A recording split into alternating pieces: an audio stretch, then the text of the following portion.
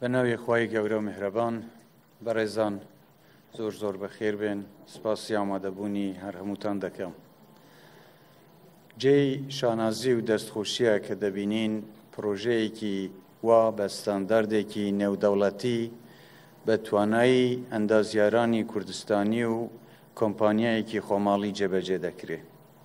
پیرۆزە لە هەموو خەڵکی کوردستان و بەتایبەتی خەڵکی هەولێر من دەستخۆشی لە کۆمپانیای جێبەجێکار کۆمپانیای هێمن گروپ دەکەم بۆ ئەم کارە جوانەی کە ئەنجامیان داوە و هیوادارم بتوانین لە داهاتوو بەشەکانی تری ئەم شەقامەی 150 مەتریش تەواو بکەین کە هەموو بازنەکە بەیەکەوە بەسرێتەوە. بێگومان دروستکردنی ئەم پرۆژەیە ئاسانکاریەکی زۆر دەکا بۆ هاوڵاتیان ئەوانەی کە لە پارێزگاکانی ترەوە وەکو دۆک و سلەیمانی دێن بۆ هەولێر بەبێ ئەوەی بڕۆن بۆ ناو شار دەتوانن هەر بەم شەقامە سەفەر بکەن و ڕێگەیان ئاسانتر بێت و خێراتر بێت. ئاسانکاریەکی زۆر بۆ کاری جوڵەی بازرگانی دەکا و هەروەها جەنجاڵی و قەڵەباڵغی بۆ هاوڵاتیان کەم دەکاتەوە. هیوادارم هاوڵاتیان ڕەچاویەوە بکەن کە ئەم شەقامانە بۆ خزمەتگوزاری ئەوانە و ئەبێ ئەوانیش لە تیژڕەوی خۆیان بپارێزن و ڕێنمایەکانی وەزارەتی ناوخۆ و پۆلیسی هاتوچۆ لە بەرچاو بگرن بۆ پاراستنی ژیانی خۆیان و کەسوکاریان و ئەو خەڵکانەی تریش کە لەسەر شەقامەکە هەن. بەرنامەی کردنەوەی ئەم پرۆژەیە ماوەیەکە دانراوە، هەرچەندە لە ماوەی ڕابردوو بەداخەوە تووشی هەندێک ڕووداوی نەخوازراو بووین. بەڵام پێمان باش بوو ئەم بەرنامەیە دوانەکەوێ لەبەرەوەی پێشانی هەموو لایەک بدەین کە ئیرادەی بەهێزی گەلەکەمان و حکوومەتەکەتان بەردەوام دەبێت کە ئێمە ئەو کارە خزمەتگوزاریانە ئەنجام دەین لە کاتی خۆی و هیچ شتێک نەتوانێت بمان وەستێنێت.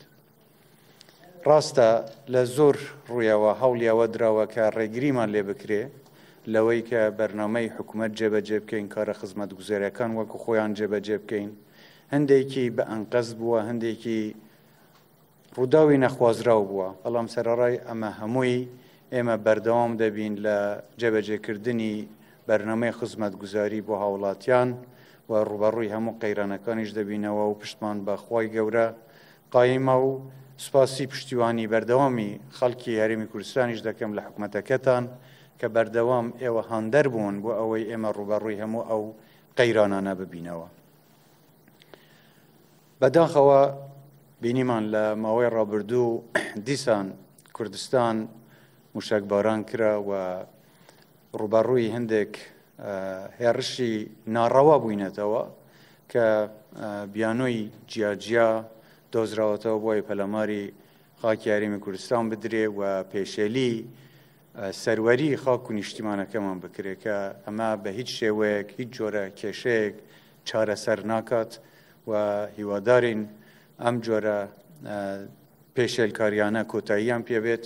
ئێمە بەردەوام بووین لە قسەکردن لەگەڵ حکوومەتی فیدرالی عێراق و ئێستا جارێکی تریش داوا لە حکوومەتی فیدرالی عێراق و کۆمەڵگەی نێودەوڵەتی و نەتەوەیە گرتووەکان دەکەین کە سنوورێک بۆ ئەم هێرشە ناڕەوانەی کە دەکرێنە سەر خاکەکەمان دابدرێت و ئەم دەست درێژیانەی کە دەکرێنە سەر وڵاتەکەمان کۆتاییان پێبێت.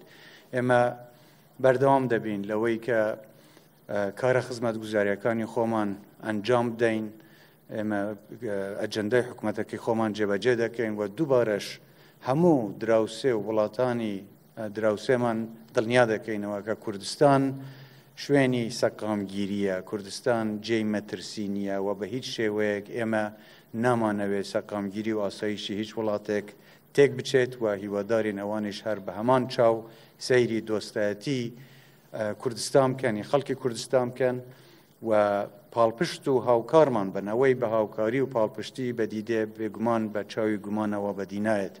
بۆیە ئێمە ئەو دەستی دۆستایەتی کە درێژەکەی هیوادارین لایەنەکانی تریش هەر بەو چاوە وەکو دۆستێک مامەڵەمان لەگەڵ بکەن و بە هەموو شێوەیەک ئێمە سەرکۆنەی هەر جۆرە دەست درێژیەک دەکەین کە دەکرێتە سەر خاکەکەمان.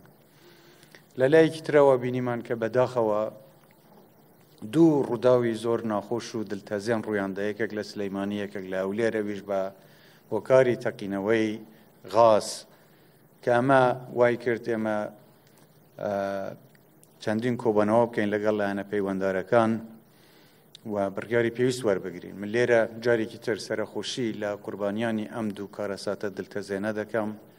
هیوادارم جێگەی شەهیدان بەهەشتی بەرین بێت و ئەوانەی کە برینداریشن ئینشاءالله خوا زوو شیفایان بدات. ئەوەی لەسەر حکوومەت بووە بۆ یارمەتیدان کردوێتی و بەردەوام دەبین و هەرچیش پێویست بێ بۆ یارمەتیدانی ئەوانەی کە بوونەتە قوربانی یان پێویستیان بە هاوکاری حکوومەتە بەردەوام دەبین لە جێبەجێکردنی ئەرکەکەمان. لێرە ئەوەی پێویستە من باسی کەم ئەمەیە، حکوومەت هەموو هەوڵێک دەدات بۆ جێبەجێکردنی ئەرکەکانی خۆی، بەڵام هەندێک شت هەیە ئەرکی هاوبەشە، بەرپرسیارەتی هاوبەشە. حکوومەت ڕێنمایی دەردەکات، حکوومەت ئاسانکاری دەکات، حکوومەت کارە خزمەت گوزاریەکانی خۆی دەکات، بەڵام وەکو هاوڵاتیش بەرپرسیارەتێکی لەسەرشانە کە ڕێنمایەکان وەکو خۆیان جێبەجێ بکەن. بەداخەوە بیستومە کە هەندێک لەو ڕێکارانەی کە خەڵک گرتوێتە بەر بەبێ ئەوەی ڕخسەت و دەرفەتی کار لە حکوومەت وەربگرێت یا ڕێنماکانی حکوومەت و وەزارەتە پەیوەنددارەکان جێبەجێ بکەن لە خۆیانەوە هەندێک کاریان کردووە کە بەداخەوە هەم ژیانی خۆیان هەم ژیانی خەڵکێکی تریان خستوتە مەترسیەوە. من داوام کردووە لە وەزارەتە پەیوەنددارەکان کە لێکۆڵینەوەیەکی ورد لە هۆکاری ڕووداوەکان بکەن و بزانن لەکوێ ئێمە دەتوانین یارمەتی بدەین بۆ ئەوەی نەیەڵین جارێکی تر ڕووداوی وە دڵتەزێن ڕوو بدات یان خوا نەخواستە تووشی کارەساتێکی تر بمینەوە. وەیە پێویستە هەم حکوومەت هەم هاوڵاتی لە نزیکەوە هاوکاری یەکتر بن، هاوکاری یەکتر بکەن و ئەوەی لەسەرشانی هەر هەمومانە هەر یەکێک بە پێی بەرپرسیارەتی خۆی کارەکان بکات. ئێمە ناتوانین لەلایەک بە تەنیا هەموو شتەکان بکەین، هەمومان بەیەکەوە دەتوانین هاوکاری یەکتر بکەین بۆ باشترکردنی بارودۆخی وڵاتەکەی خۆمان. خاڵێکی تر کە دەمەوێ ئاماژەی پێ بدەم پەیوەندیەکانی بینی هەولێر و بەغدایە.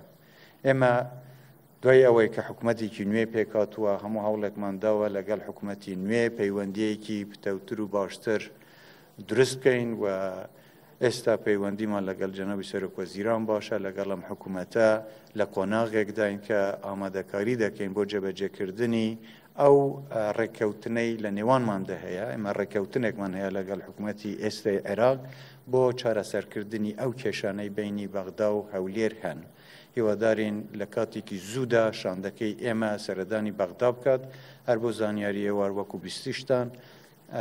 دوێنێ بەڕێز جەنابی سەرۆکی هەرێم سەردانی بەغدای کرد، هەر بۆ هەمان مەبەست و ئێمە شاندی وەزاری و تەکنیکیش ئامادەن کە بڕۆن و خۆشم ئامادەم هەر کاتێک پێویست بێ سەردانی بەغدا بکەین بۆ چارەسەرکردنی ئەم بابەتانەی کە هەن و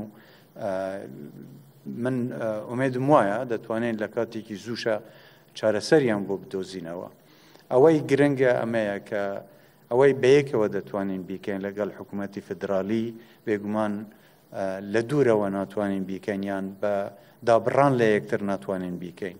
هاوکاری دوولایەنە زەرورە بۆ پێشخستنی وڵاتەکەمان، هاوەهەنگیکردن لەگەڵ یەکتر، هاوکاری و پشتیوانیکردنی یەکتر دەتوانێت سەرکەوتنی گەورەترمان بۆ دەستەبەر بکات و ئەمە دەتوانێت هەم وڵات لە ڕووی ئابووریەوە بەرەو بوژانەوەیەکی زیاتر ببات، لە ڕووی سیاسیەوە سەقامگیریەکی زیاتر بەرهەم بێنێت و لە ڕووی ئاسایشی نیشتیمانیشەوە ئێمە دەتوانین هەنگاوی زۆر باشتر بهاوێژین.